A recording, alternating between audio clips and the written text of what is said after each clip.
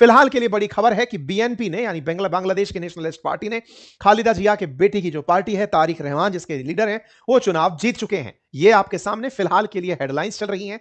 जमात को हार का सामना करना पड़ा है, वही जमात जिनके चलते शेख हसीना को देश छोड़ना पड़ा था, वही जमात जिसके साथ स्टूडेंट्स ने मिलकर के शेख हसीना के खिलाफ प्रोटेस्ट किया था।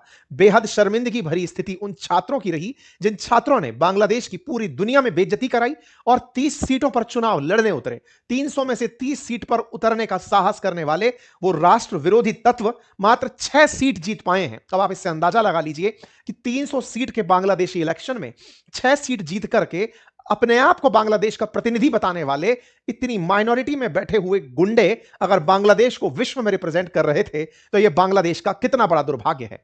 जिन्होंने शेख हसीना को उठाकर फेंक दिया, जिन्होंने शेख हसीना को बांग्लादेश में टिकने नहीं दिया, वो ये बताने वाले लोग कि बांग्लादेश अब नया हो गया है, वो लोग जो अमेरिका की शह पर मोहम्मद यूनुस के साथ मिलकर बांग्लादेश के भविष्य का फैसला कर रहे थे, आज उनको जनता ने पटखनी दे दी है। तो क्या जनता आवामी लीग के लिए कुछ की? जी हां, आज बांग्लादेश के इलेक्शंस में जो परिणाम आए हैं उनमें भले ही खालिदा जिया की पार्टी जीती हो लेकिन वोट प्रतिशत 60 रहा है। आवामी लीग इसे अपने पक्ष में मानती है। उनका मानना है कि बहुत से लोग जो शेख हसीना के पक्ष में थे उन्होंने वोटिंग में भाग नहीं ली या फिर वोट में भाग लिया तो उन्होंने बीएनपी को चुना। 10% तक शेख हसीना के वोट बीएनपी के पक्ष में गए और उन छात्रों को और उन जमात को नकारने का काम किया। Bangladesh nationalist party landslide victory करती है।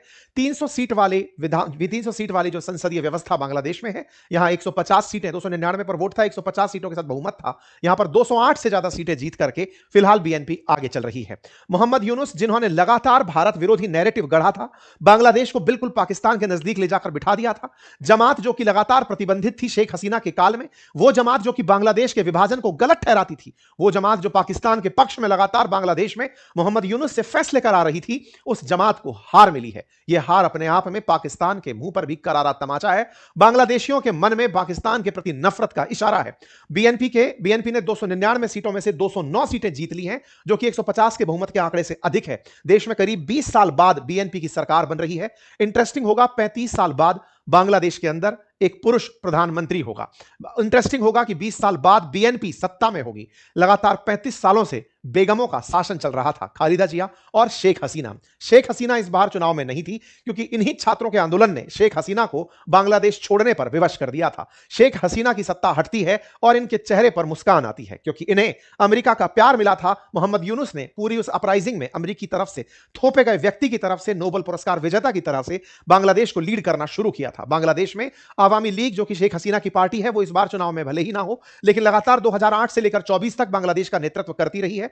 और बांग्लादेश नेशनलिस्ट पार्टी 77 से 82 तक, 91 से 96 तक और 1 से लेकर 6 तक लगातार पार्टी में रही है, सत्ता में रही। और उन्हीं सत्ता में शेख हसीना और खालिदा जिया टर्म अपने बदलते रही। पिछले बार 2024 के इलेक्शन में बीएनपी ने शेख हसीना के चुनावों का विरोध करते हुए इलेक्शन में पार्टिसिपेट करने से इनकार कर दिया था, इसलिए शेख हसीना बहुमत से आई थी। और यही कारण था कि इस चुनाव को, जिसमें बीएनपी ने पार्टिसिपेट नहीं किया था, इसे दुनिया भर से कई जगह खारिज भी किया गया था। प्रतिक्रिया स्वरूप उसे सही इलेक्शन नहीं माना गया था। लेकिन भारत ने उस इलेक्शन को भी समर्थन दिया था जिसमें शेख हसीना चुनकर आई थी। और भारत ने आज भी समर्थन दिया है जब बीएनपी लीडर जीत कर आए हैं, चाहे उसमें अवामी लीग शामिल नहीं है। भारत की तरफ से बांग्लादेश को बहुत सारी शुभकामनाएं, बीएनपी के लीडर तारिक रहमान को बहुत सारी शुभकामनाएं भेज दी गई हैं। तो क्या तारिक रहमान अब भारत के पक्ष में फैसले लेंगे या पाकिस्तान के पक्ष में, या फिर ये चाइना की तरफ चलेंगे या अमेरिका इन्हें डायरेक्ट करेगा, यह जानना अत्यधिक जरूरी है। क्योंकि 17 साल बाद ये बांग्लादेश आए थे, इन पर तमाम चार्जेस लगे थे। शेख हसीना द्वारा इन पर आरोप था। शेख हसीना के चार्जेस जब इन पर थे तो ये छोड़ करके विदेश चले गए थे। लेकिन जब शेख हसीना भारत आई और इनकी मां की तबीयत बिगड़ने लगी तो पिछले साल दिसंबर में ये वापस लौटते हैं। और जब लौटते हैं उसी समय मैंने आप लोगों के सामने एक सेशन किया था जिसमें कहा था कि क्या यूनुस के अरमानों पर फिर जाएगा पानी। ऐसा इसलिए क्योंकि पूरी जनता जो शेख हसीना के खिलाफ थी, जिसको लेकर के मोहम्मद यूनुस सोच रहे थे कि वो जमात और छात्रों के लीडर बनते हुए, एनसीपी के लीडर बनते हुए राष्ट्र को चला लेंगे, वो ही अब माइनॉरिटी में होने लगे थे। जनता ने पूरी तरह से स्वागत किया था तारिक रहमान का, क्योंकि बांग्लादेश ने यह तय किया था कि भले ही अब आवामी लीग नहीं है लेकिन एक अनुभवी पार्टी सत्ता में रहे तो वो बांग्लादेश का सही विकल्प होगी। क्योंकि तारिक रहमान बांग्लादेश में पहले भी सत्ता के बहुत नजदीक रह चुके हैं, अपनी मां के साथ सत्ता को संचालित कर चुके हैं।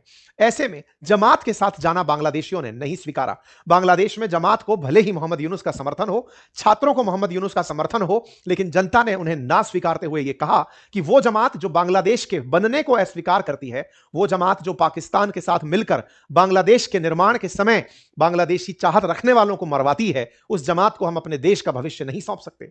वो छात्र जो किसी के बहकावे में आकर के देश को बदनाम करने निकल पड़ते हैं, उन छात्रों को लीडरशिप बांग्लादेश की जनता नहीं देती।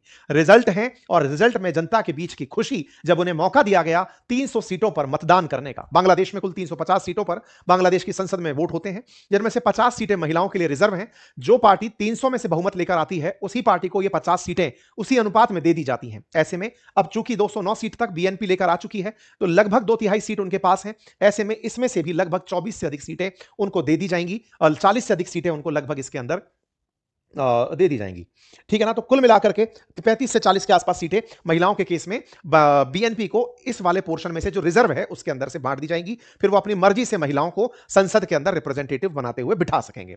साथियों, यहां पर 150 सीटें ही निर्धारक होती हैं। इसमें से 209 सीट जीत करके बीएनपी ने अपनी एक लैंडस्लाइड विक्ट्री जाहिर कर दी है। 1991 उम्मीदवारों में से 209 उम्मीदवार अपने जिताकर ले आना बीएनपी के लिए एक बड़ी उपलब्धि करार किया जा रहा है। यहां पर ध्यान देने वाली बात यह है कि जमात के लीडर शफीकुल रहमान बड़ी मुश्किल से अपने आप को जिता पाए, और तो और जो छात्र नेता थे नाहिद इस्लाम, जिन्हें पूरी बांग्लादेश का चेहरा समझा जा रहा था, नए बांग्लादेश का चेहरा, वो बमुश्किल 2000 वोटों से अपनी सीट को निकाल पाए हैं। और इनका जो टक्कर चल रही थी वो टक्कर बीएनपी के नेता से थी। मात्र 2000 वोट से अपनी सीट को जिताने वाले नाहिद इस्लाम को यह जीत हार से भी बुरी लगनी चाहिए। खैर, बांग्लादेश में कुछ हो ना हो, पूरे देश को हाशिए पर बिठाने वाले नेता तो बन ही गए हैं। फिलहाल चाहे 6 ही सीट क्यों ना हो, लेकिन बांग्लादेश की संसद में इन्हें सीट तो मिल ही गई है। लेकिन ऐसे नेता जो पूरे देश को अंतरराष्ट्रीय स्तर पर हास्य का पार्ट बना दें, ऐसे नेता जो बांग्लादेश को तरक्की में पीछे ले जाएं, उन्हें बांग्लादेशी किस रूप में स्वीकारेंगे, यह तो खैर आने वाला समय बताएगा। जहां तक बात हो शफीकुर रहमान की, वो कट्टरपंथी व्यक्ति जो कि फिलहाल चुनाव में उतरते हुए एक हिंदू को इसलिए चुनाव में उतारा ताकि इनके ऊपर कट्टरपंथ का दाग थोड़ा कम लगे। इन्होंने जिस कृष्णा नंदी को चुनाव में उतारा था, वो चुनाव हार भी गए हैं। बांग्लादेश में चुनावों को होता देखने के लिए अंतरराष्ट्रीय स्तर पर बहुत सारे ऑब्जर्वर्स आए थे, दुनिया भर के ऑब्जर्वर्स यहां पहुंचे थे।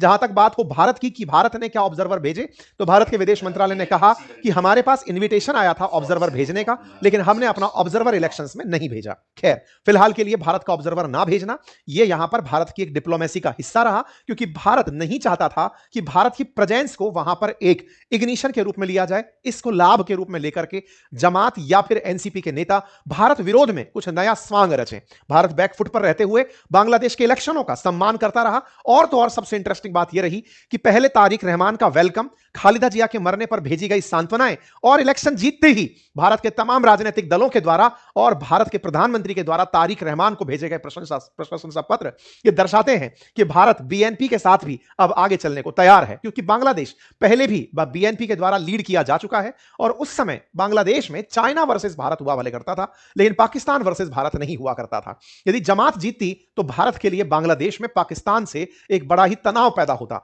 लेकिन फिलहाल के लिए अगर बीएनपी है तो वो चाइना से भले ही नजदीकी रखे, वो भारत और चाइना के बीच में विकल्प चुनती आई है, ना कि पाकिस्तान और भारत के बीच में। यह अपने आप में बड़ी बात है।